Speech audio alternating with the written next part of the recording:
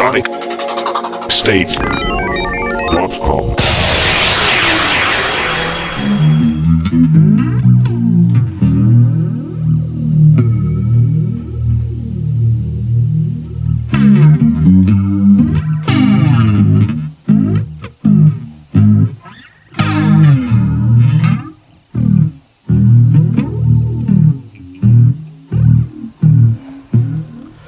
For me, Japan are probably one of the most influential bands of the 80s.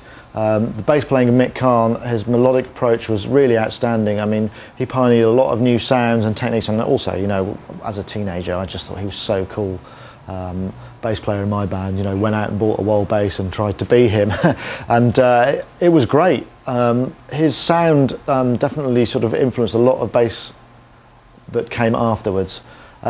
Steve Jansen is also a really unsung kind of hero of rhythm programming and drumming. I mean, he's absolutely rock solid, and his invention of rhythms, particularly on tin drum, is incredible.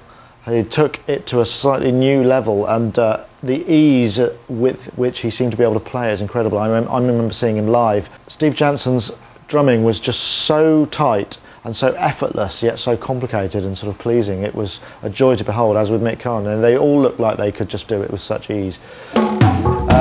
Richard Barbieri, another great musician, as a synthesist, you know, his work on the Prophet 5 was amazing. There's some of the sounds he came out with. A little known fact also, David Sylvan was quite instrumental in a lot of the synth programming, and he used to use an OBX. Fact finders.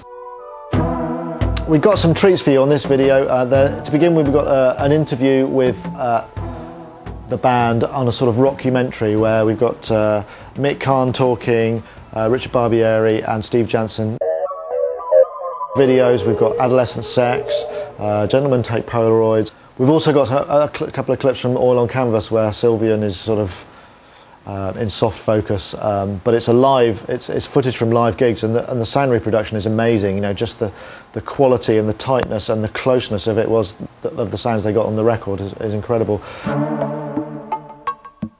Tin drum was obviously their major pinnacle. I mean, before that they were kind of glam rockers, lost their way a bit, weren't really running with the river of what was fashionable, but they still managed to kind of do it their own way with tin drum. They teamed up with Steve Nye, who's a fabulous producer, and he helped them make what I think is one of the most seminal albums of the 80s. I mean, they didn't ever compromise, you know, even though it was still pop music, they still managed to kind of make it the way they wanted.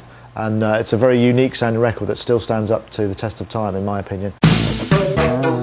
We've also got a video of Mick Karn. He's being interviewed shortly after the Japan split. He talks about that a little bit, but he also says, you know, he wants to move into composing for dance and film and stuff. And his first album, Titles, is a real bass player's dream. It's some beautiful rhythm and bass and synth as well, to be honest. And he actually got Ballet Rambert, which is a sort of fairly prestigious dance company, to dance to one of his tracks, and there's a clip of that at the end of that video, which is quite interesting, so you'll be able to see what Mick Karn's Titles album, you know, get a taste of that. Well, I hope you enjoy this collection as ever. Please view the accompanying article. All you have to do is SONICSTATE.com features, and you'll be able to get to that there. We've also got a lot of other artist profiles on Sonic State, so please do come over and visit. SONICSTATE.com.